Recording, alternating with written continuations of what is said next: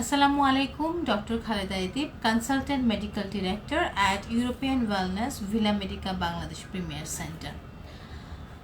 যদি আমার লাইভটা সবাই শুনতে পারেন একটু থামস আপ করে জানিয়ে দেন। আমি লাইভটা শুরু করছি আমার পেজ থেকে। কেমন আছেন সবাই? আশা করি সবাই ভালো আছেন। ইডব্লিউ ভিলা মেডিকার doctor Khaleda Adib fan page থেকে আজকে আমার লাইভ নিয়ে আমি আজকে আপনাদের সামনে চলে এসেছি। যদি লাইভ সবাই শুনে থাকেন তাহলে একটু থামস আপ করবেন প্লিজ। ওকে, সো অনেকেই থামস আপ করছেন এবং জয়েন করেছেন, thank you very much for joining. So already আমি গতকালকে আমার প্রি লাইভ পোস্টটা দিয়ে দিয়েছি, যেখানে আজকের লাইভের যে টপিক সেখানে সেটা উল্লেখ করা আছে। সো বেসিক্যালি আজকে আমার লাইভটা হচ্ছে মেল এবং ফিমেল সেক্সুয়াল প্রবলেমস নিয়ে। সো এই বিষয়ে যদি কারো কোনো প্রশ্ন থেকে থাকে আপনারা এখানে কোয়েশ্চেন করতে পারেন। আমি অবশ্যই চেষ্টা করব লাইভের মধ্যে আনসার দেওয়ার। যদি না পারি বা আমার ইনফরমেশনগুলো দেওয়ার পরে যদি আর প্রশ্নের উত্তর দেওয়ার সময় না থাকে তাহলে অবশ্যই পরবর্তীতে আমি টেক্সট করে দেব। অলরেডি প্রি লাইভ পোস্ট করার পরে আমার যে প্রফেশনাল হোয়াটসঅ্যাপ গ্রুপ আছে সেখানে প্রচুর কোয়ারিজ এসেছে অ্যাবাউট, আমি বলবো যে কালকে রাত থেকে আজকে পর্যন্ত 200 মেসেজেস এসেছে যারা এই বিষয়ে কথা বলতে চান। এটা খুবই একটা আমি বলবো পজিটিভ দিক যে মানুষ এই দিকগুলোকে ইম্পর্টেন্স দিচ্ছেন এবং এগুলো নিয়ে কাজ করার জন্য আমরা ডক্টররা আছি এবং পেশেন্টসরাও কথা বলতে চাচ্ছেন এবং কথা বলছেন। So thank you very much, অনেকেই জয়েন করেছেন। সো আমি প্রথমে একটু আমার বেসিক ইনফরমেশনগুলো দিয়ে নিই, তারপর আপনাদের আনসারগুলো করব। সো আজকের টপিকটা একটু ডিফারেন্ট। আমি সাধারণত ক্রনিক ডিজিজেস নিয়ে কথা বলি, ডায়াবেটিস, হাইপারটেনশন। সো আমি একটু বলে নিই যে আমার পিএইচডি প্রোগ্রামের যে মেন থিসিস পার্ট ছিল সেটা ছিল sexual dysfunction associated with metabolic disorders. So metabolic সিনড্রোমগুলো আমি সবসময় আলোচনা করি, যেরকম diabetes, hypertension, high cholesterol, fatty liver, ischemic heart disease, যেখানে ব্লাড ফ্লো রিলেটেড আইবিএস বা মেটাবলিজম রিলেটেড প্রবলেমগুলো সেগুলো সবগুলো আসলে মেটাবলিক ডিজিজ। তার মধ্যে সবচেয়ে যেটাকে মেটাবলিক সিনড্রোম আমরা বলি সেটা হচ্ছে ডায়াবেটিস, হাইপারটেনশন এবং হাই কোলেস্টেরল, যেগুলোকে একত্রে বলা হয় হার্ট ডিজিজের একটি রিস্ক ফ্যাক্টর। সো এগুলো নিয়ে কাজ করার সময় বা এগুলো নিয়ে পড়াশোনা করার সময় যেটা আমরা কমনলি পেশেন্টসদের মধ্যে পেয়েছি সেটা হচ্ছে মেল পেশেন্টসদের একটু বেশি হচ্ছে যে ইরেকটাইল ডিসফাংশন অথবা প্রিম্যাচিউর ইজাকুলেশন, অথবা ইন ব্রড টার্মে আমি যদি বলি যে সেক্সুয়াল ডিসফাংশন। ইভেন ছেলেদেরও মেয়েদেরও যে হরমোনাল ইমব্যালেন্স নিয়ে যখন পিসিওএস বা এগুলো নিয়ে কাজ করি তখন পেশেন্টসদের এই প্রবলেমগুলো অনেক থাকে। অনেক ধন্যবাদ, অনেকে দেশে এবং দেশের বাইরে থেকে জয়েন করেছেন, বাহরাইন থেকেও জয়েন করেছেন। সো আমার লাইভে আমি আসলে অনেক বাংলাদেশি প্রবাসী পাই। সো এটা আমার জন্য একটা অ্যাচিভমেন্ট যে বাইরে থেকে বসেও পেশেন্টসরা আসলে আমার কথাগুলো শুনছেন, এটা আসলে খুবই ভালো লাগার একটি বিষয়।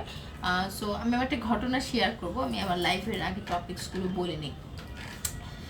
সো আসলে যে ক্রনিক ডিজিজগুলো নিয়ে কাজ করতে যেয়ে আমি দেখেছি যে সেক্সুয়াল প্রবলেমস পেশেন্টদের হয়, যেটা আমি বইতে পড়েছি, সেটা যখন আমি প্র্যাকটিক্যালি ডক্টর ভিলা মেডিকায় প্র্যাকটিস করার সময় পাচ্ছি তখন আমি খুব ইম্পর্টেন্স দিচ্ছি এই জিনিসগুলোকে ট্রিটমেন্ট করার ব্যাপারে এবং এই জিনিসগুলো নিয়ে কথা বলার জন্য। সো সেক্সুয়াল ডিসফাংশন আসলে একজনের হয় না, আমি বলবো it's a couple problem. So সাধারণত কোনো পুরুষ বা ছেলে যদি আমার কাছে এই ধরনের প্রবলেম নিয়ে আসেন বা এই ধরনের প্রবলেম শেয়ার করেন, সাথে সাথে আমি তার পার্টনার অথবা ওয়াইফের হিস্ট্রিটাও নিয়ে নিই যে তার কোঅপারেশন কতটুকু আছে, অথবা কোনো মেয়ে যদি কমপ্লেন্টস করেন একই সাথে আমি তার ছেলে পার্টনার অথবা হাজব্যান্ডের হিস্ট্রিটা নিয়ে নিই, because it's a combination of disease. আমি বলবো সেক্সুয়াল ডিসফাংশনটা আসলে শুধু একজনের দিয়ে যে সবসময় একজনেরই প্রবলেম থাকে এটা হয় না। অনেক সময় দেখা যায় একজনের কিছু প্রবলেম আছে এবং পার্টনারের কোঅপারেশন না থাকা সেই প্রবলেমটা আরও বেড়ে যায়। সো দুজনেরই সমানভাবে কোঅপারেশন এবং যদি ডিজিজ থাকে তাহলে ট্রিটমেন্ট করা দরকার। সো প্রথমেই বলে নিই ছেলেদের যে সেক্সুয়াল ডিসফাংশন সেটার মধ্যে আসলে উল্লেখযোগ্য কী কী হয়। খুবই কমনলি যেটা আমরা পাচ্ছি সেটা হচ্ছে ইরেকটাইল ডিসফাংশন। অনেকের দেখা যাচ্ছে ইরেকশন টাইমটা অনেক কম থাকছে, যেটাকে আমরা বলি উত্থানজনিত সমস্যা। আবার অনেকে দেখা যাচ্ছে খুব দ্রুত বীর্যপাত হয়ে যাচ্ছে বা প্রি ম্যাচিউর ইজাকুলেশন হচ্ছে, এগুলোই খুবই কমন। এছাড়াও কিছু কিছু পেশেন্টস কমপ্লেন করেন যে তাদের যে ডিজায়ারটা এটাও কমে যাচ্ছে। সো এগুলোকে আমরা সবসময় কম্বাইন করি যে তার কোনো আগের কোনো ক্রনিক ডিজিজ এখানে আছে কি না, লাইক আমি যেটা প্রথমেই বললাম ডায়াবেটিস, হাইপারটেনশন বা ischaemic heart disease, fatty liver, এই ধরনের কোনো প্রবলেম আছে কি না, ডাইজেশন কোনো ইস্যুস আছে কি না, তাহলে ওগুলোকে অবশ্যই সর্ট আউট করতে হবে। অ্যাট দ্য সেম টাইম এই প্রবলেমটারও ট্রিটমেন্ট করতে হবে। সেক্সুয়াল ডিসফাংশনের জন্য আসলে বা ইরেকটাইল ডিসফাংশনের জন্য অনেকেরই অনেক দিন যাবৎ অনেক প্রবলেম হয় এবং বিভিন্ন জায়গা থেকে তারা বিভিন্ন ওষুধ কালেক্ট করে খান। খুব একটা পার্মানেন্ট অথবা ভালো সলিউশন পান না কেউ। আমার কাছে যখন রোগীরা আসেন একটু অনেক ট্রাই করে অনেক দিন পরেই আসলে আসেন। সো তখন আমরা আসলে দেখি যে আসলে কি কারণে প্রবলেমটা হচ্ছে, এটা সর্ট আউট না করে শুধু মেডিসিনের উপর ডিপেন্ডেন্ট থাকলে এটা আসলে খুব একটা ভালো রেজাল্ট দেয় না। সো কারণগুলো তো অবশ্যই সর্ট আউট করতে হবে এবং জানতে হবে যে সেক্সুয়াল ডিসফাংশনের আসলে ট্রিটমেন্টটা কীরকম হওয়া উচিত। সো ইরেকটাইল ডিসফাংশন বা পেনিসের কোনো প্রবলেম আসলে দুটো জিনিসের উপর ডিপেন্ড করবে। আমরা বলি একটা হচ্ছে স্ট্রাকচারাল প্রবলেম আর একটা হচ্ছে ফাংশনাল প্রবলেম।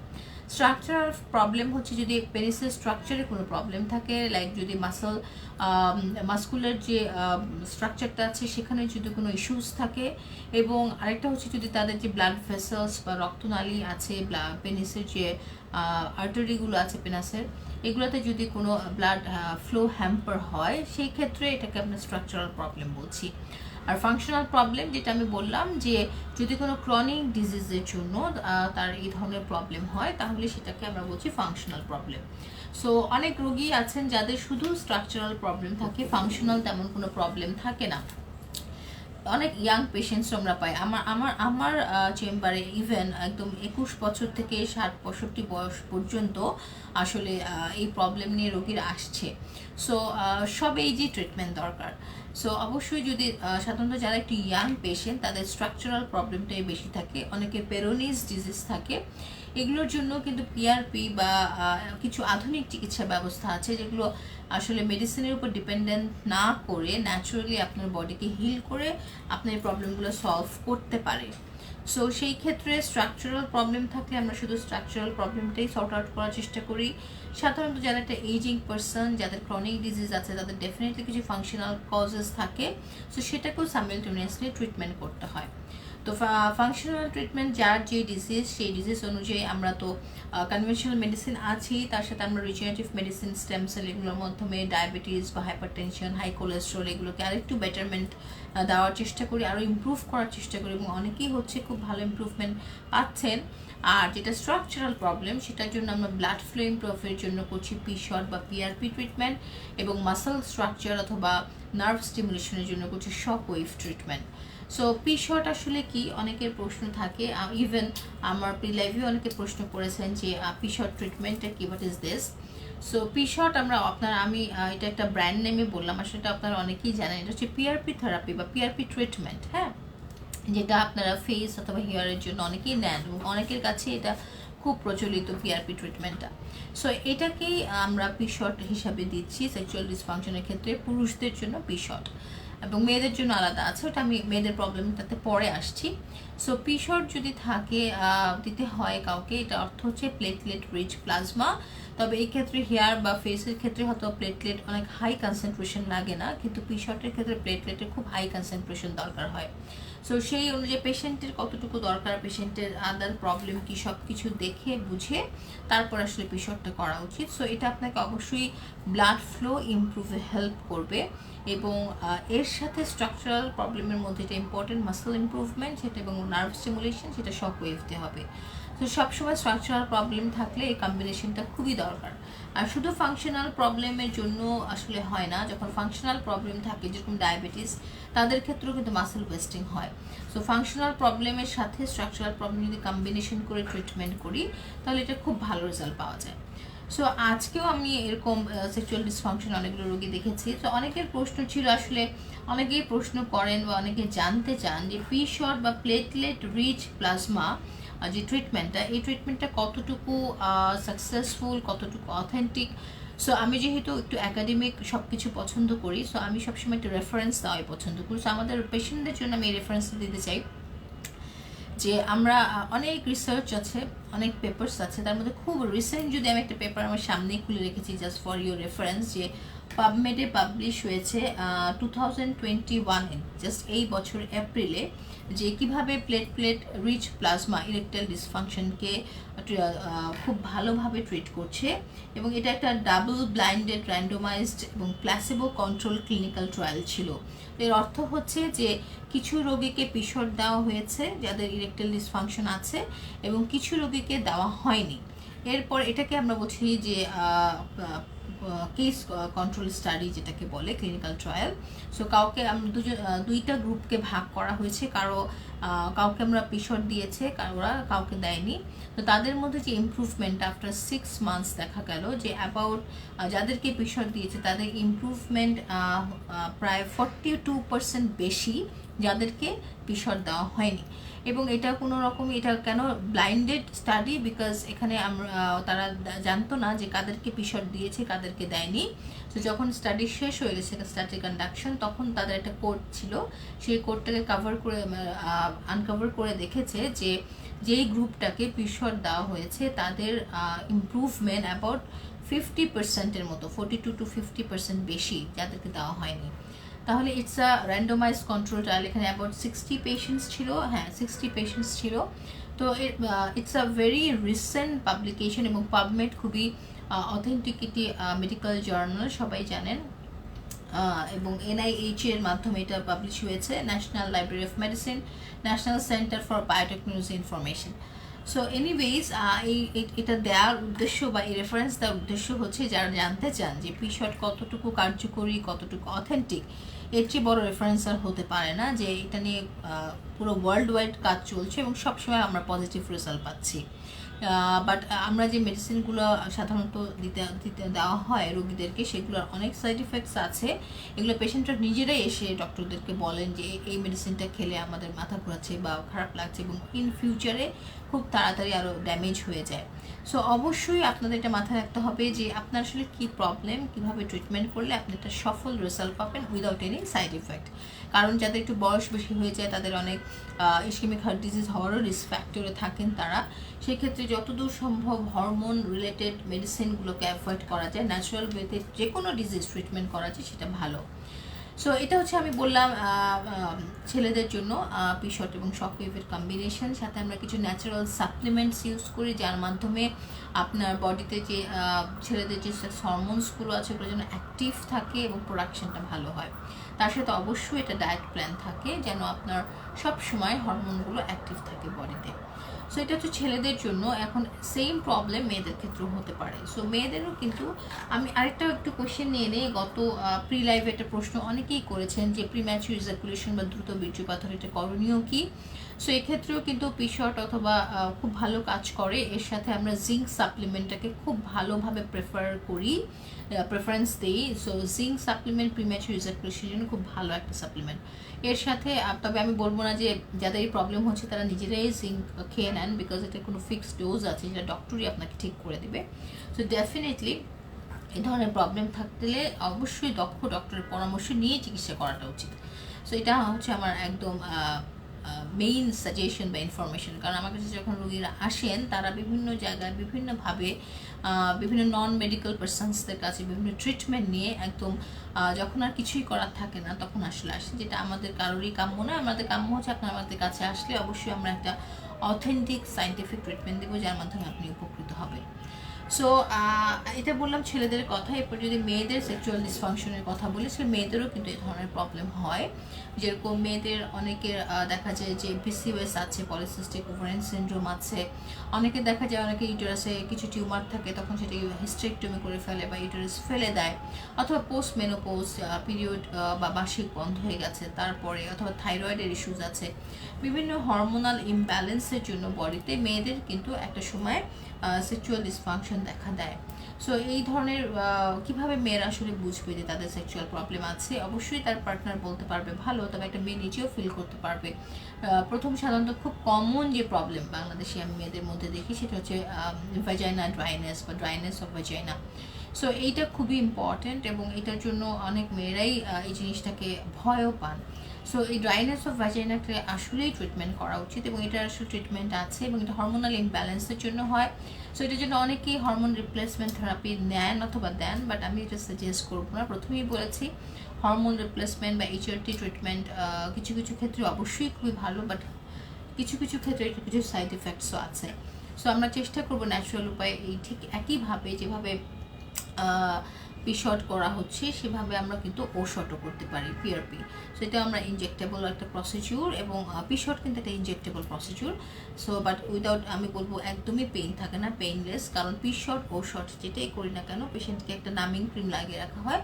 সো পেশেন্ট যে সেটা পিঁপড়ার কামড় টের পাবে, এছাড়া তার কোনো রকমের ব্যথা বা কোনো রকমের কোনো অস্বস্তি, ডিসকমফোর্ট লাগবে না। ওই দিন থেকেই উনি স্বাভাবিক জীবনযাপন করতে পারবেন। ওষুধও সেম থিং, PRP, বাট ওষুধ শুধু ড্রাইনেস অফ ভ্যাজাইনা না, ওষুধ আবার অনেক সময় দেখা যায় যে অনেকের নর্মাল ডেলিভারি হওয়ার পরে বা বয়সের সাথে সাথে অনেক সময় যে একটা ইলাস্টিসিটিটা কমে যায়, ভ্যাজাইনার একটু লুজ টাইপ হয়ে যায়, ল্যাক্সেটিভ হয়ে যায়, এগুলোকে টাইটেনিং, রিজুভিনেশন, এগুলোও কিন্তু আমরা ওষুধ দিয়ে করতে পারি। এবং তার সাথে অবশ্যই যে হরমোনাল ইমব্যালেন্স থাকে সেটার জন্য ন্যাচারাল কিছু সাপ্লিমেন্টস, এবং যদি কোনো hormonal specific hormone related disease যেরকম বললাম থাইরয়েড অথবা PCOS এই ধরনের প্রবলেম থাকে, ওগুলোর সাইড বাই সাইড ট্রিটমেন্ট করতে হবে। সো মেয়েদের ক্ষেত্রেও আসলে এটা ট্রিটমেন্ট আছে, এবং খুব সহজেই যদি একটা কাপল মধ্যে দুজনেরই এই ধরনের প্রবলেম থাকে, দুজনেই যদি ট্রিটমেন্ট করেন তাহলে কিন্তু খুব ভালো একটা কনজুগাল লাইফ পাওয়া যায়। থ্যাংক ইউ, আমি অনেকক্ষণ অনেক কথা বললাম। সো আমার মনে হয় আমি একটু প্রশ্ন নিয়ে নিই, অনেক প্রশ্ন চলে এসেছে। একজন জানতে চেয়েছেন যে আপনার চেম্বার কোথায়, ঠিকানা বা ফোন নাম্বার দিবেন। অবশ্যই আমাদের পেজ মডারেটর অলরেডি এখানে আমাদের চেম্বারের অ্যাড্রেস অথবা আমার অ্যাপয়েন্টমেন্ট নেবার নাম্বার দিয়ে দিয়েছেন। সো আপনি ওখানে ফোন করে অ্যাপয়েন্টমেন্ট নিয়ে আসতে পারবেন। আচ্ছা, একজন প্রশ্ন করছে মাহফুজা হাওলাদার যে পুরুষের ডায়াবেটিস হলে বাচ্চা হবে কি না, কেন হবে না? না, এখানে ডায়াবেটিসের সাথে আসলে ওকে আমি একটু বলি, হ্যাঁ, এটা একটু misconception. Infertility and sexual dysfunction two are different thing, right? So infertility is another thing and sexual dysfunction another thing. যাদের সেক্সুয়াল ডিসফাংশন আছে, মেয়ে হোক ছেলে হোক যাদেরই হোক, সেই ক্ষেত্রে তাদের ইনফার্টিলিটি প্রবলেম নাও থাকতে পারে। বিকজ আমার কাছে এরকম অনেক প্রচুর রোগী আছেন যাদের বিয়ের প্রথম থেকেই হয়তো, বিশেষ করে পুরুষদের কথা বলছি, আর্লি ইজাকুলেশন হচ্ছে অথবা ইডি আছে, সেক্সুয়াল ডিসফাংশন আছে সামহাও, কিন্তু তাদের কিন্তু বেবিজ আছে। So sexual dysfunction is like it's like performance খারাপ করা ভালো করার জন্য এটা রেসপন্সিবল, বাট বেবি হওয়ার জন্য কিন্তু সেক্সুয়াল ডিসফাংশনের কোনো তেমন একটা ভূমিকা নেই। বিভিন্নভাবে আজকাল বেবি কনসিভ করা যায়। সো পুরুষের ডায়াবেটিস থাকলে কেন, মেয়েদেরও যদি ডায়াবেটিস থাকে নিশ্চয়ই আল্লাহ চাইলে কনসিভ হবে। সো এখানে ডায়াবেটিসের সাথে বাচ্চা হবার ওরকম কোনো বাচ্চা না হবার কোনো রিলেশন নেই। তবে অবশ্যই ডায়াবেটিস থাকলে একটু কন্ট্রোল করতে হয়, সেটা মেয়ে ছেলে দুজনকে, যেন কোনো কমপ্লিকেশনস না হয় এমব্রায়োটার অথবা ইন ফিউচারে বাচ্চাটা। ঠিক আছে। সো একজন জিজ্ঞেস করেছেন আমি হসপিটালে আছি কিনা। ইয়াস, আই এম অ্যাট হসপিটাল, আমি ডব্লিউ ভিলা মেডিকেলতে আছি, বাট লাইফটা শেষ হলে হয়তো বা চলে যাব। সো আপনি যদি আসতে চান একটু অ্যাপয়েন্টমেন্ট নিয়ে আসতে হবে। আচ্ছা, মাহফুজা হাওলাদার আরেকটা প্রশ্ন করেছেন, ইম্পর্টেন্ট প্রশ্ন মনে হচ্ছে, মেয়েদের মাসিক দেরিতে হলে কি করবে? দেরি বলতে এখানে দুটো কোয়েশ্চেন, যে পিউবার্টি দেরি করে হচ্ছে, মাসিক শুরু হতেই দেরি হচ্ছে সেরকম জানতে চাচ্ছেন, নাকি মাসিক ইরেগুলার যেটা বা পিরিয়ড ইরেগুলার যেটা সেটা? যদি আপনার কোয়েশ্চেনটা এরকম হয় যে পিরিয়ড ইরেগুলার হলে বা টাইমলি না হলে কি করবে, ডেফিনেটলি এটা খুবই একটা কনসার্নিং বিষয়। যদি কারো পিরিয়ড রেগুলার না হয়, টাইমলি না হয়, ডিউ ডেটের +- 2 days বা 3 days পর্যন্ত ওকে। এরপরে যদি বেশি প্রতি মাসেই দেরি হতে থাকে, ডেফিনেটলি ডক্টরের পরামর্শ নিতে হবে। ডেফিনেটলি তার কোনো হরমোনাল ইমব্যালেন্স আছে, অথবা তার মেটাবলিজম ডিসঅর্ডার আছে, লাইক অনেকের ওবেসিটির জন্য হয়, অনেকের ওভারিতে সিস্টের জন্য হয়, অনেকের থাইরয়েড প্রবলেমের জন্য হয়। সো যদি এরকম মাসিক নিয়মিতভাবে দেরি করে হয় তাহলে অবশ্যই দেরি না করে ডক্টরের পরামর্শে আসতে হবে। এবং আমরা যেটা করি, আমাদের এখানে প্রচুর এরকম ইরেগুলার পিরিয়ডের পেশেন্টস আসে আমার কাছে, তো তাদেরকে আমি যেটা করি যে একটা পুরো হরমোনাল এসে করে নিই, যে বডিতে যে হরমোনসগুলো আসলে পিরিয়ডের সাথে রিলেটেড সেই হরমোনগুলো দেখে যদি কোনো হরমোনে ইমব্যালেন্স থাকে বা কোনো ডিজিজ ডায়াগনোসিস হয় ওটাকে ট্রিটমেন্ট করলেই কিন্তু মাসিক আবার নিয়মিত হয়ে যায়। অনেকে আছেন রেগুলার পিল নিচ্ছেন, মাসিক রেগুলার না হলেই 5 দিন কোনো পিল নিয়ে আবার মাসিক রেগুলার করছেন। এটা যতটা না করা যায় ততটাই বেটার। স্পেসিফিক ডিজিজ জেনে তার ট্রিটমেন্ট করে যদি মাসিকটা রেগুলার করা যায় সেটাই আমার মনে হয় ওয়াইজ ডিসিশন। Thank you. অনেকে প্রশ্ন করেছেন বিদেশ থেকে কোনো সেবা পেতে পারে কি না। পেতে তো অবশ্যই পারেন, আমি অনলাইন কনসালটেশন করি। সো সেক্ষেত্রে আমি আমাদের যে ডিভাইস বেস বা টেকনিক্যাল যে ট্রিটমেন্ট পিশর বা শক ওয়েভ সেটা হয়তো বা দিতে পারবো না মেয়েদের জন্য ওষুধ, but suggestion, supplements, dietary consultation এগুলো অবশ্যই আপনি পেতে পারেন। এবং আসলে সেক্সুয়াল প্রবলেম থাকলে কোনো আন্ডারলাইন কজ ডিজিজও তো থাকে, তো সেগুলোও যদি কন্ট্রোল করা হয় তাতেও কিন্তু মানুষ অনেক উপকৃত হয়। So definitely. সো বিদেশের কথা নিয়েই আমি বলছি যে রিসেন্টলি সৌদি আরব থেকে একটা পেশেন্টস এসে জাস্ট ল্যান্ড করেই ডিরেক্টলি আমাদের চেম্বারে চলে এসেছেন ট্রিটমেন্টের জন্য। সো অবশ্যই যারা প্রবাসী আছেন তারা হয়তো বা কখনো না কখনো বাংলাদেশে আসবেন, তখন আমাদের সেন্টারে চলে আসবেন। তার আগে পর্যন্ত যদি চান আমাদের সাথে অনলাইন কনসালটেশন করতে পারেন। Thank you.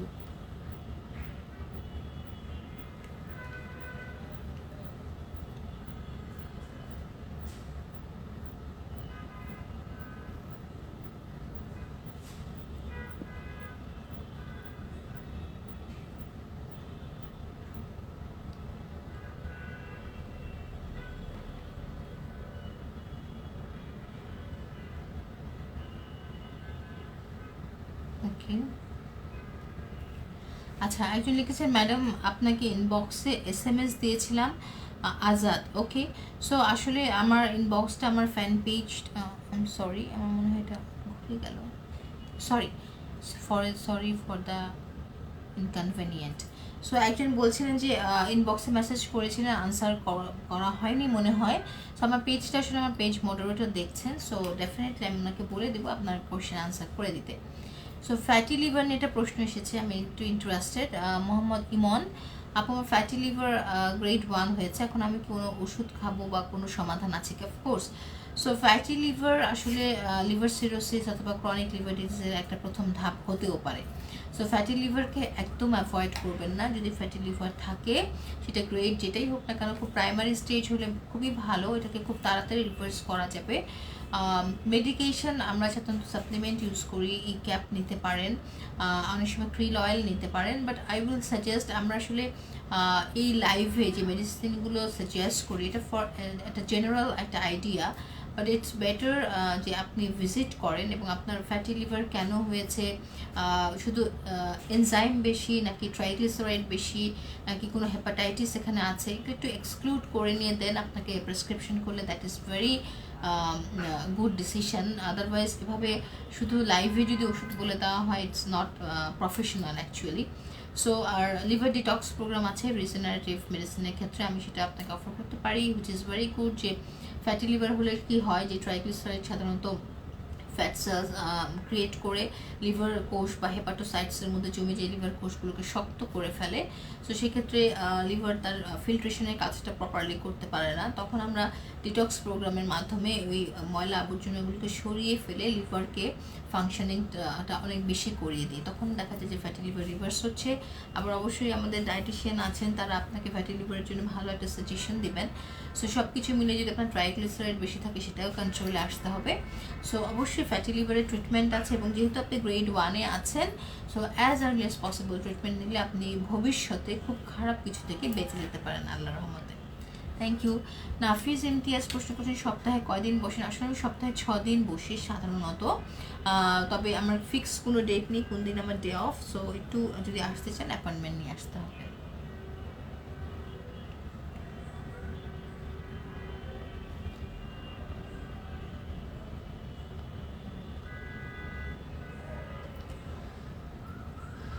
সো আবার সেম কোয়েশ্চেন যে আর্লি ইজাকুলেশন বা দ্রুত বীর্যপাত হলে কী করণীয়? অবশ্যই অনেক কিছু করণীয় আছে।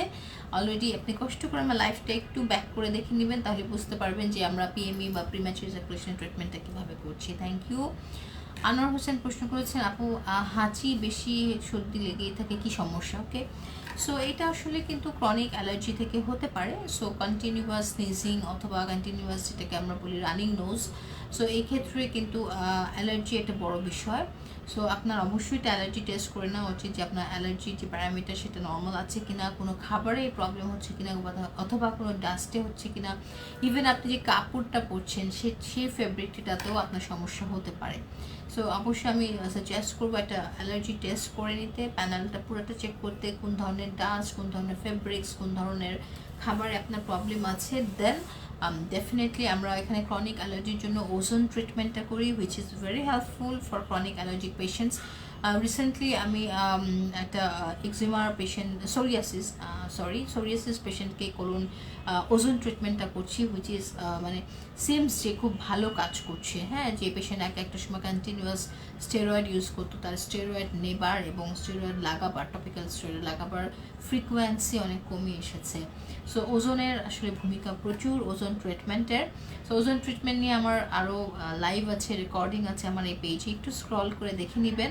It's a different treatment. এটা আসলে সেক্সুয়াল ডিসফাংশনের ক্ষেত্রে খুব একটা কার্যকরী না, বাট ওভারঅল যদি আপনার blood flow improvement, then blood purification, ব্লাডে কোনো অ্যালার্জেন্ট অ্যানিমালস, অ্যালার্জেন্ট কোনো ফ্যাক্টর যদি থাকে, ভাইরাস ব্যাকটেরিয়া, এগুলোকে কিল করে। So ozone is a very good treatment for allergy patients. Okay,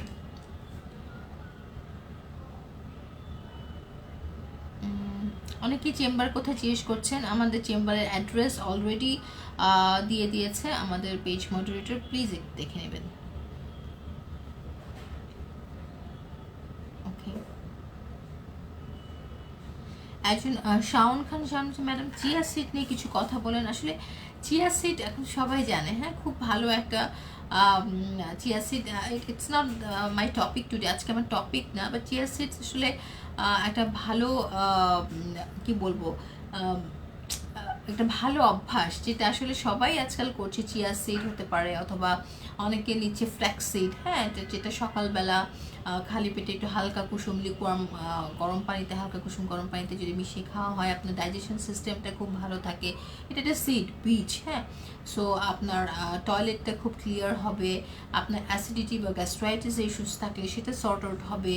even এটা যেহেতু অনেকক্ষণ পেটকে একটা ভরা ভরা ফিলিংস দেয়, সো আপনার ওয়েট রিডাকশনেও চিয়া সিড কিন্তু হেল্প করে। So it's a very good thing. So আমার মনে হয় স্পেসিফিক কি জানতে চাচ্ছেন জানি না। সো চিয়া সিডের সমস্ত উপকারিতা আমি বললাম, আরও কিছু জানতে চাইলে আপনি কোয়েশ্চেন করতে পারেন। Thank you. ওকে, অনেকে কস্ট জিজ্ঞেস করেছেন। কস্ট আসলে ভ্যারিয়েবল, কার জন্য কীরকম লাগবে, কীভাবে করতে হবে, এটা আপনার সেন্টারে এসে আমাদের সেলস টিমের মাধ্যমে জানতে হবে। কস্ট সম্পর্কে ডক্টররা একটু কমই জানেন। ওকে, সো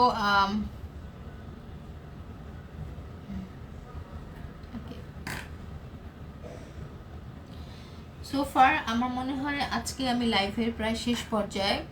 অনেকের অনেক প্রশ্ন আছে, কিন্তু ঘুরিয়ে ফিরে সব প্রশ্ন একই, যে প্রিম্যাচুর ইজাকুলেশন হলে কি করব, ইরেকটাইল ডিসফাংশন হলে কি করব, মেয়েদের সেক্সুয়াল প্রবলেম হলে কি করব, যেগুলো প্রত্যেকটি প্রশ্নের উত্তর আমি স্টেপ বাই স্টেপ লাইভের প্রথম থেকে শেষ পর্যন্ত দিয়ে দিয়েছি। সিমটমস দিয়েছি, সেক্সুয়াল ডিসফাংশন হলে কিভাবে বুঝবেন, কি কি কারণে হয়, এবং এটার অ্যাডভান্স ট্রিটমেন্ট কি কি আছে, কি কি ট্রিটমেন্টে আপনি আসলে উপকার পাবেন, এবং কি কি ট্রিটমেন্টে আপনার আসলে উপকার কিছুটা টেম্পোরারি হলেও পরবর্তীতে সাইড ইফেক্টসের অনেক চান্সেস আছে। সো বেসিক্যালি একটা টপিক নিয়ে আসলে আমরা এই 4টা পয়েন্টই টাচ করার চেষ্টা করি। লাস্টের পয়েন্টটা অনেকে প্রশ্ন করেননি, বাট আমার মনে হয় এটা আমি আনসার করতে চাই। অনেকে জিজ্ঞেস করেন এটা কোনো সাইড ইফেক্টস আছে কিনা। No, it has no side effects, it's a most natural treatment. And আমি আরেকটু যেটা অ্যাড করছি সেটা হচ্ছে রিসেন্ট একটা রেফারেন্স, একটা রিসার্চ পেপার, যেখানে এসেছে যে পিশট অথবা বা পিআরপি ট্রিটমেন্টে সেক্সুয়াল ডিসফাংশন কতটুকু ইমপ্রুভ হয়, এটা একটা স্ট্রং এভিডেন্স আমাদের কাছে আছে। সো আমার মনে হয় আজকে এই পর্যন্তই। সবাই ভালো থাকবেন, সুস্থ থাকবেন। অনেক ধন্যবাদ। বৃহস্পতিবার একটা রাশ ডে, বাট প্রচুর মানুষ জয়েন করেছেন এবং কোশ্চেন করছেন, এবং যখন আমি প্রি লাইভটা দিয়েছি তখনও প্রচুর কোশ্চেন এসেছে। Thank you very much for your active support and participation. এবং আমি যেটা লাস্ট আমার যেটা মেসেজ, অনেকেই বলেন যে আসলে এই টপিকটা নিয়ে অনেকে কথা বলতে চান না, অনেক ডক্টররাও বলতে চান না, অনেক পেশেন্টসরাই বেশি বলতে চান না। সো আমি বলবো যে এটা আসলে শাই ফিল করার, লজ্জা ফিল করার কিছু নাই। Sexual dysfunction is a disease like diabetes, hypertension, high cholesterol. So because আপনার সেক্স হরমোনস বডিতে অনেক কিছু ব্যালেন্স করে, মেটাবলিজমকে বুস্ট করতে, মেটাবলিজমকে ব্যালেন্স করতে, বিভিন্ন ডিজিজ থেকে প্রিভেন্ট করতে। So it's all about connection. So একটা মানুষের মাথা থেকে পা পর্যন্ত প্রত্যেকটা অর্গ্যানে বিভিন্ন রকমের প্রবলেম হতেই পারে, এবং সেটা ডিজিজ হিসেবে গণ্য হবে। ডক্টরের কাছে আসতে হবে, ট্রিটমেন্ট নিতে হবে, এবং সুস্থ জীবনের নিশ্চয়তা আপনাকেই করতে হবে। So thank you very much for your active participation. Next লাইভে দেখা হবে নতুন কোনো টপিক নিয়ে। সেই পর্যন্ত সবাই ভালো থাকবেন, সুস্থ থাকবেন। ধন্যবাদ।